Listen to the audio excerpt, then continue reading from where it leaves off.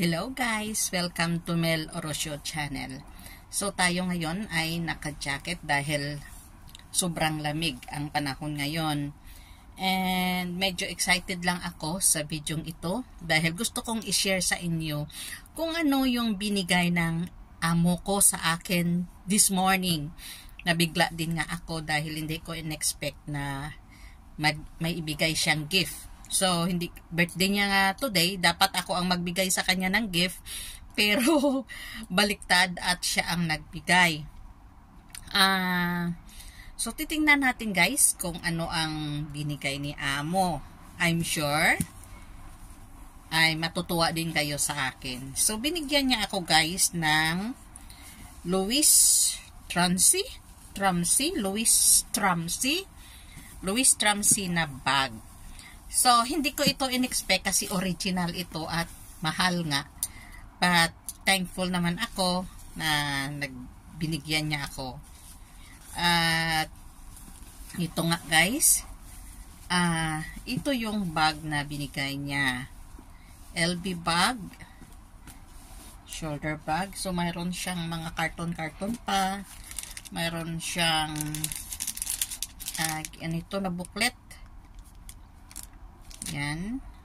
Louis Vuitton. And then, ito na siya. So, super ganda. So, bago pa siya talaga, guys. Hindi niya ito pa nagamit. Actually, marami na siyang binigay sa akin na bag.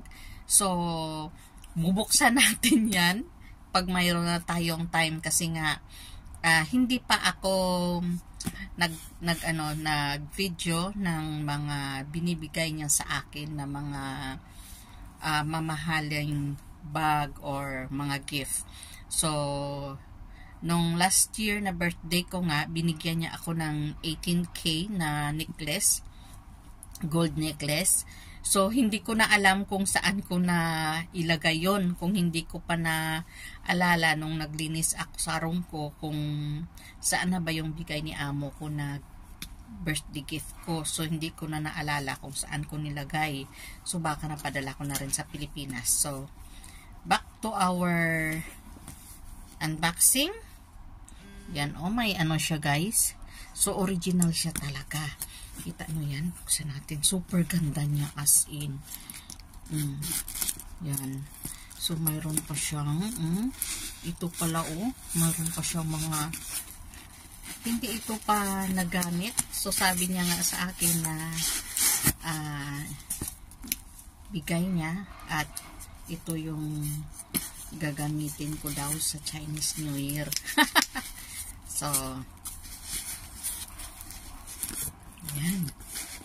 Ganda. Super cute. So, mayroon pa siyang mga, kita nyo guys.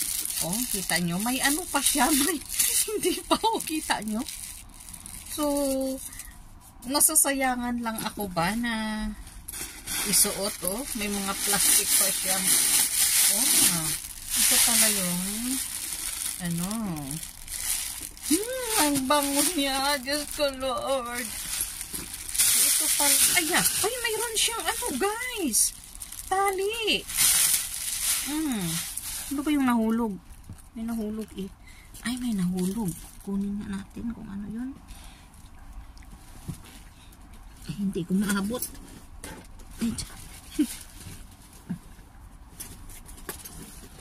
Ay, ano pala? Yung ito pala, akala ko yung pabango pala sa bag or humidifier pa, kung anong tawag nito. Para siyang tela. Yan. So, ito na guys, so marami siyang compartment. So, yan ganda niya isa. Tapos dito din, tapos may packet. Yan. And then, tatlo. Ay, ang ganda. So, makikita nyo guys, yan. May ano pa siya talaga, Hindi pa nabuksan pala to. Bagong-bago siya talaga. So, thank you so much. At mayroon tayong gift sa amo natin. So, yan na nga. At mayroon pang original ito. Magkano kaya ito? Made in China siya, di ba? RMB? RMB, di ba ringgit? Pero parang RMB, ano made in China siya, guys. Pero okay na rin. Dahil parang original naman siya Pero kasi yung sa pagkakaalam ko, yung original talaga na mga is Italy, di ba? Na ganito. So parang imitation siya. Pero maganda. Maganda ang pagka-imitation niya. Parang tunay siya. Pero at least, kita nyo, yun, may LB, yan, original na LB, pero made in China siya. Yun siguro. Yung pagkakaintindi ko lang. So, maganda siya. Anong masay nyo? Tapos may ano pa siya, diba? Yan, yan. Diba? So,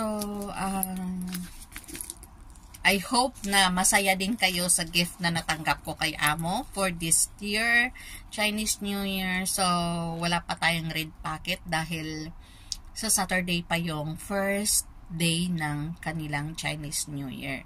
So, isi-share ko rin yun sa inyo sa next vlog ko kung magkano ang ating makokolekt. Kasi nga itong amo ko ay kakabalik lang sa trabaho.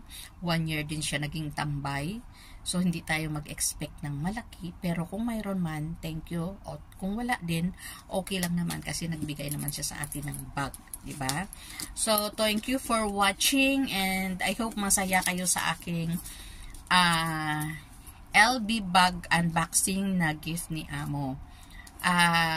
Thank you po sa pagsuporta sa aking channel at kung bago ka pa lang sa channel ko, huwag po kayong mag-skip ng mga ads at laking tulong po ito sa aking channel dahil kahit sa maliit lang po ang ating masasahod ay nai-share ko na rin, hindi ko lang ina-upload yung mga tinutulungan nating mga kapitbahay o yung mga sa kabilang barangay na mas nangangailangan, kung ano lang yung ma-provide natin sa kanila na kaya ng bulsa ko kasi nga maliit lang naman yung kita ko dito sa YouTube, pero I keep trying na makatulong po sa ating kapwa kasi hindi natin alam yung ano natin din sa mundo na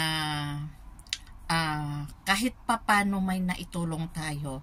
Okay guys, please, pagbago ka pa lang sa channel ko, don't forget to like, comments, kung ano pa yung gusto nyong i-share ko sa inyo. At share na rin po. And of course, subscribe at pakiclick po ng bell button para updated po kayo sa aking pang susunod na i-upload. Okay guys, ingat po at God bless. Lagi po tayong manalangin, humingi ng tawad sa Panginoon dahil sa mga nangyayari na sa atin ngayon sa mundong ito at alam nyo naman, temporary lang tayo dito sa lupa, di ba? So thank you again at ingat. God bless. Bye!